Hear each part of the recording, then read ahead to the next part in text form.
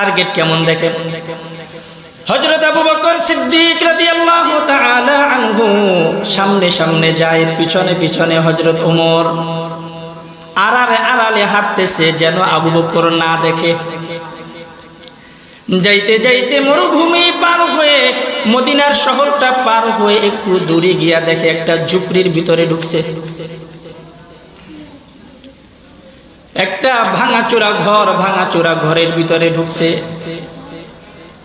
হযরত ওমর ফারুক রাদিয়াল্লাহু তাআলা আনহু দাঁড়াইয়া আছেন চুপচাপ, কোনো শব্দ নাই। দেখতেছে ঢুকছে তো কখন আবার বের হয় দেখি।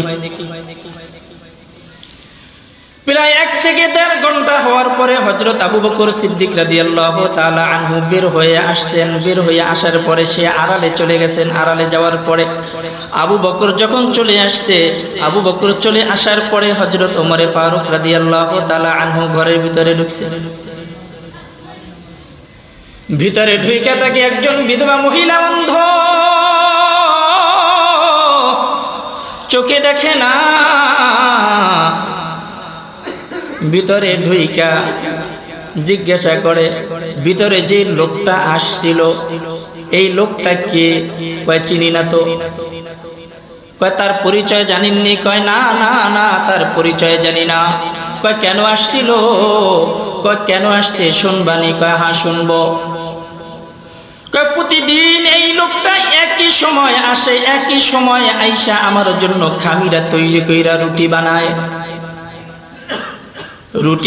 রুটি বানাইয়া এই লোকটা আমাকে সুন্দর করে খাওয়াইয়া দেয়, আমার ঘরটাকে ঝাড়ু দিয়ে দেয়, আমার ঘরটাকে পরিষ্কার করে, আমার থালা বাসনগুলো সুন্দর করে ধুইয়া দেয়। শুধু তাই না রে ভাই, শুধু তাই না, এই লোকটা আমার ময়লা কাপড়গুলো সুন্দর করে ধুইয়া দেয়, আমার বিছানাটাকে পরিষ্কার করে দেয়। এই রকম ভাবে প্রতিদিন আমার কাজগুলো করে চলে যায়। কে করে? খলিফা, প্রধানমন্ত্রী। কে করে? প্রধানমন্ত্রী হযরত আবু বকর সিদ্দিক রাদিয়াল্লাহু তাআলা আনহু। খেদমত কে করে?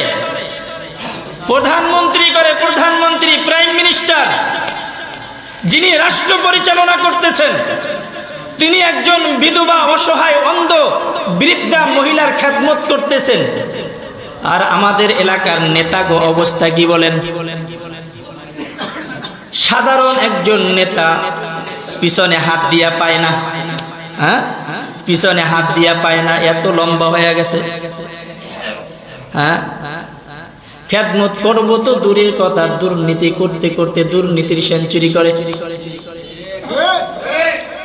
মানুষের উপকার করবে তো দূরের কথা, গরিবের যে ভাগটা আসে, গরিবের জন্য যে অনুদান আসে, অনুদানটা পর্যন্ত পেটের ভিতরে ঢুকাইয়া দেয়, ঢুকায় না। আর আপনার আমার অবস্থাটা কি জানেননি? ওই সমস্ত বাটপারের পিছনে পিছনে আপনি আমি দৌড়াই না। এলাকার ভিতরে সব থেকে বড় সুদখোর যেটা, ওইটা হয় প্রতিষ্ঠানের সভাপতি। ঘুষখোর যেটা, ওইটা হয় সভাপতি। বাংলাদেশের ভিতরে, সারা বাংলাদেশে ঘুইরা ঘুইরা দেখেছি, মসজিদের ভিতরে যদি খবর নেওয়া হয়, মসজিদের সভাপতি বড় সুদখোর, ঘুষখোর। এলাকার ভিতরে সব থেকে বড় রংবাজ যেটা, ওইটা হয় মসজিদের সভাপতি, মাদ্রাসার সভাপতি। হয় না? মিথ্যা বললাম? মিথ্যা বললাম?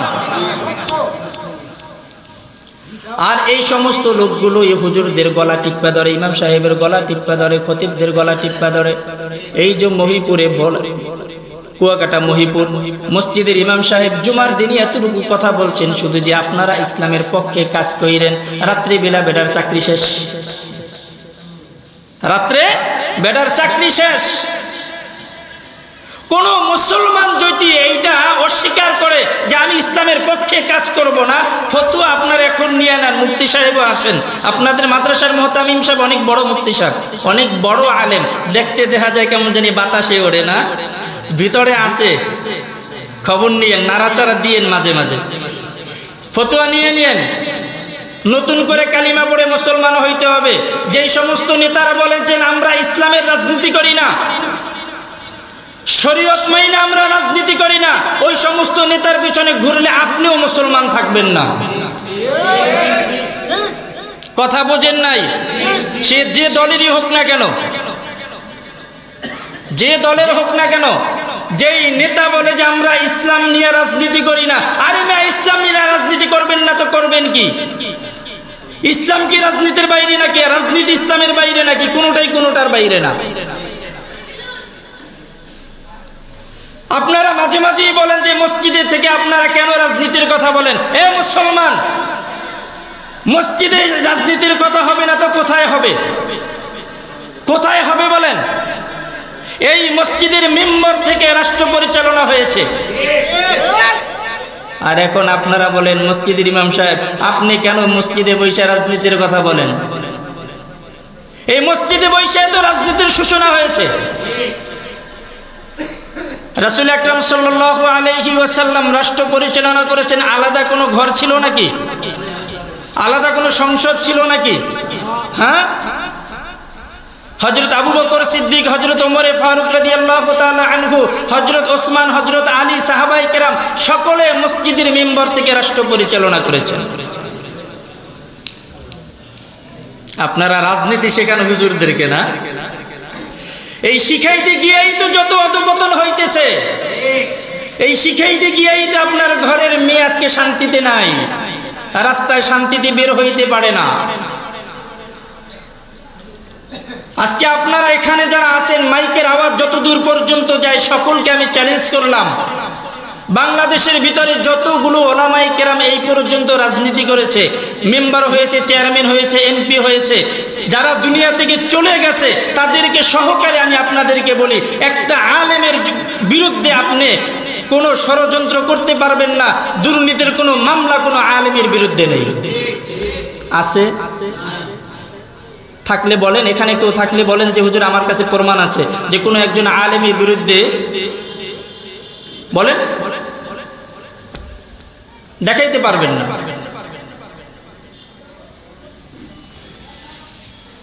আলেমদেরকে ক্ষমতায় বসাইলে লস নাই, লাভ আছে মিয়া। টুপিওয়ালাদেরকে ক্ষমতায় বসাইলে লাভ আছে, লস নাই।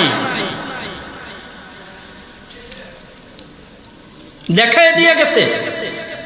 আজকে আফগানিস্তানের দিকে তাকায় দেখেন, টুপিওয়ালারা রাষ্ট্র পরিচালনা করতেছে, রাষ্ট্রের অবস্থা কি দেখেন, রাষ্ট্রের অবস্থা দেখেন। আর আমাদেরও অবস্থা, আমাদেরও অবস্থা।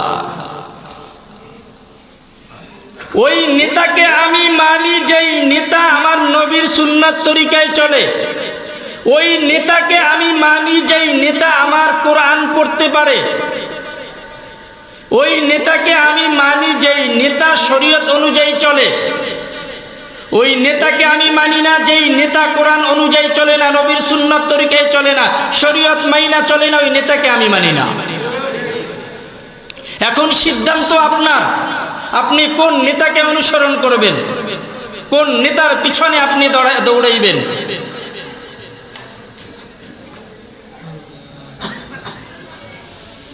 মুহতারাম হাজিরিন, কথাগুলো আসলে কষ্ট নিয়ে বলতেছি, কষ্ট নিয়ে বলতেছি। নেতা বাছাই করার ক্ষেত্রে খুব সাবধান। এতদিন পর্যন্ত যা কিছু করেছেন এখন পরিবর্তন করেন, পরিবর্তন নিয়ে আসেন। যদি এখনো পরিবর্তন না নিয়ে আসতে পারেন, আজকে তো এই মসজিদের ভিতরে আপনার দিনে আলোচনা শুনতেছেন, কোরআনের কথাটা আপনি আমি বলতেছি, একটা সময় আসবে কোরআনের মজলিস করবেন তো দূরের কথা, রাস্তায় হাইটা হাইটা দুইজন তিনজন মানুষ কোনো দিনই কথা বলবেন, ওই কথাটা পর্যন্ত বলতে পারবেন না। অপেক্ষায় থাকেন, অপেক্ষায় থাকেন। ক্ষমতায় আসতে পারে নাই, ক্ষমতায় আসতে পারে নাই, এখনই মসজিদের ভিতরে আইসা বাধা দেয়, মাহফিলের প্যান্ডেলে আইসা বাধা দেয়। ক্ষমতায় আসলে অবস্থাটা কি হবে চিন্তা করতে পারেন?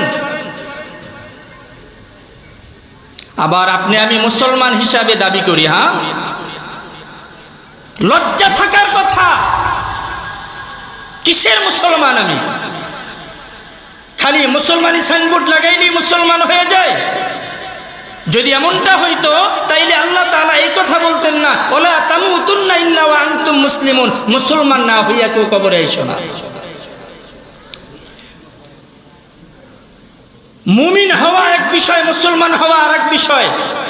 কালিমা পড়লেই আপনি মুমিন, আপনি কালিমা পড়েছেন, আপনি মুমিন, ইমানদার আপনি। কিন্তু বাস্তবিক মুসলমান হইতে হইলে এই কালিমা পড়ার সাথে সাথে যেই বিষয়গুলো আছে প্রত্যেকটা বিষয়কে আপনাকে আমাকে মানতে হবে। তার বিকল্প কোনো পথ আছে? কোনো পথ নেই। হযরত ওমর ফারুক রাদিয়াল্লাহু তাআলা আনহু জিজ্ঞাসা করতেছেন, আপনার ঘরের ভিতরে কি করে? আমার ঘরের ভিতরে যত কাজ আছে কাজগুলো সে করে দেয়।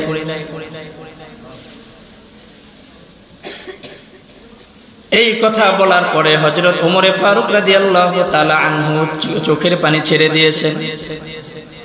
চোখের পানি ছাইরা দিয়া মসজিদে নববীতে চলে এসেছেন, আর চোখের পানি ছাইরে দিয়া কাঁদতেছে। আহারে, একজন রাষ্ট্র পরিচালক, প্রধানমন্ত্রী, সে চাইলে আমাদেরকেও কাজগুলো দিতে পারতো, কিন্তু আমাদেরকে দেয় নাই।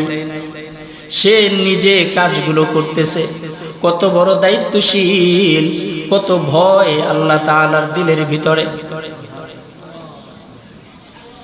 কিছুদিন পরে হযরত আবু বকর সিদ্দিক রাদিয়াল্লাহু তাআলা আনহু শহীদ হয়ে গেছেন। আবু বকর সিদ্দিক রাদিয়াল্লাহু তাআলা আনহু দুনিয়া থেকে বিদায় নেওয়ার পরে খেলাফতের দায়িত্ব কার উপরে আসছে? হযরত ওমর ফারুক রাদিয়াল্লাহু তাআলা আনহুর কাঁধের উপরে অটোমেটিক চলে আসছে। হযরত ওমর ফারুক রাদিয়াল্লাহু তাআলা আনহু চিন্তা করেন, এতদিন পর্যন্ত হযরত আবু বকর রাষ্ট্র পরিচালনা করেছেন।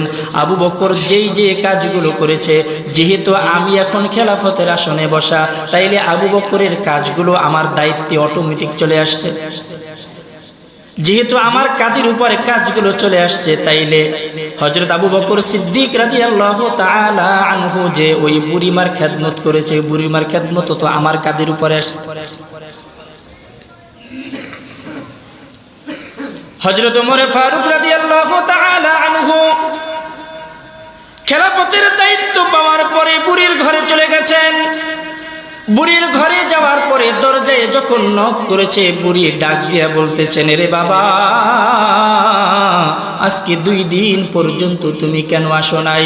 আজকে 2 দিন পর্যন্ত আমার পেটে ক্ষুধা, আমি খাইতে পারি না, তোমার অপেক্ষা করতেছি, তুমি কখন আসবা, তো কখন তুমি আমাকে খাবার খাওয়াইয়া দিবা।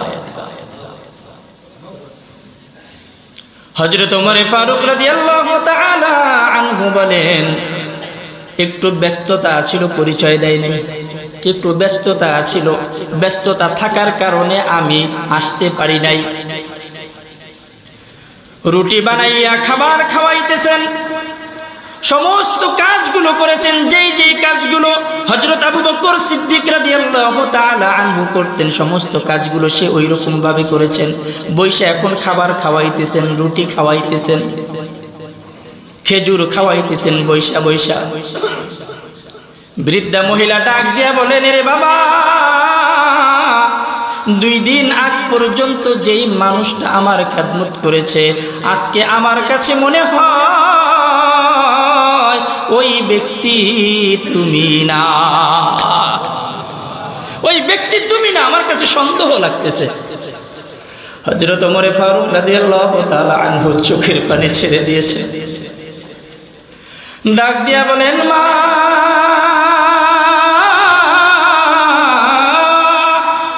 কেমনে বুঝলেন? আপনি তো অন্ধ, আপনি চোখে দেখেন না। আগে যিনি আসছে তাকেও দেখেন নাই, আমি যে আসছি আপনিও আমাকেও দেখেন না। আপনি কেমনে বুঝলেন যে আমি আগের সেই ব্যক্তি না? কেমনে বুঝলেন রে মা? আগে যিনি আসছে উনি আমাকে খেজুরটা খাওয়াইতে গিয়ে খেজুরের বিচিটা সুন্দর করে ফালাইয়া খেজুরটাকে নরম কইরা হাতে টিপা নরম কইরা তারপরে আমার মুখের ভিতরে ঢুকাইয়া দিত। এমন ভাবে ঢুকাইতো যাতে করে আমার ঠোঁটের ভিতরে নখের কোনো আঘাত পর্যন্ত না লাগে, এমন ভাবে আমাকে খাওয়াইতো। এই জন্য আমি বুঝে নিয়েছি তুমি আমার সেই আগের বাবা না, আগের সেই ব্যক্তি তুমি না। কি তোমার পরিচয় দাও। আমার পরিচয় হইল আমির ওমর ফারুক রাদিয়াল্লাহু তাআলা আনহু। সাথে সাথে হযরত ওমর ফারুক রাদিয়াল্লাহু তাআলা আনহু বলেন, মা আগে যেই ব্যক্তি আসছে ওই ব্যক্তিকে তুমি চিন্তানি? কয় না, চিনতাম না তো। আগে যে ব্যক্তি ছিল ওই ব্যক্তি হইল খলিফাতুল মুসলিমিন হযরত আবু বকর সিদ্দিক রাদিয়াল্লাহু তাআলা আনহু। খেলাফতের দায়িত্ব পালন করার সাথে সাথে আপনি বুড়ি মার খেদমত এতদিন পর্যন্ত করে গেছে। বুড়ি মা এখন হাউমাউ করে কাঁদতেছে, হারে আমার বাবাটা দুনিয়া থেকে চলে গেল, তার পরিচয়টা পর্যন্ত আমাকে দেয় নাই, আমি তো মাহরুম হয়ে গেলাম। কি হয়েছে বলেন?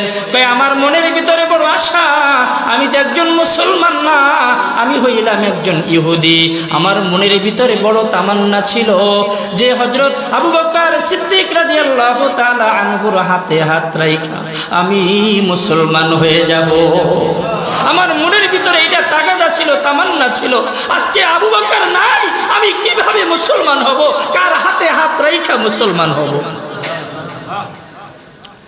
হযরত ওমর ফারুক রাদিয়াল্লাহু তাআলা আনহু বলেন, কোনো সমস্যা নাই, আমি ওমর আছি। বৃদ্ধা মহিলা ডাক দিয়া বলেন, ওমর আর দেরি কইরো না, আমি বৃদ্ধা হয়ে গেছি, বয়স হয়ে গেছে, কখন যেন দুনিয়া থেকে চলে যাই। অতএব দুনিয়া থেকে যাওয়ার আগে আমি কালিমা পইরা মুসলমান হইয়া তারপরে দুনিয়া থেকে বিদায় নিতে চাই, আমাকে মুসলমান বানায়া দাও। তাদের ভিতরে কেমন প্রতিযোগিতা ছিল দেখেন। হযরত ওমর ফারুক রাদিয়াল্লাহু তাআলা আনহু হাউমাউ করে কাঁদতেছেন, কাঁদতে হযরত আবু বকর সিদ্দিক রাদিয়াল্লাহু তাআলা আনহুর কবরের পাশে দাঁড়ায়া গেছেন। দাঁড়ায়া ডাক দিয়া বলতেছেন, খলিফাতুল মুসলিমিন, কিভাবে আপনি আল্লাহকে খুশি করেছেন? আপনার মতো তো আমি পারবো না, আমি এই ক্ষমতা দায়িত্ব পালন করার যোগ্যতা আমি রাখি না, অথচ আমার ঘাড়ের উপরে আপনি দায়িত্বটা চাপাই দিয়ে গেছেন।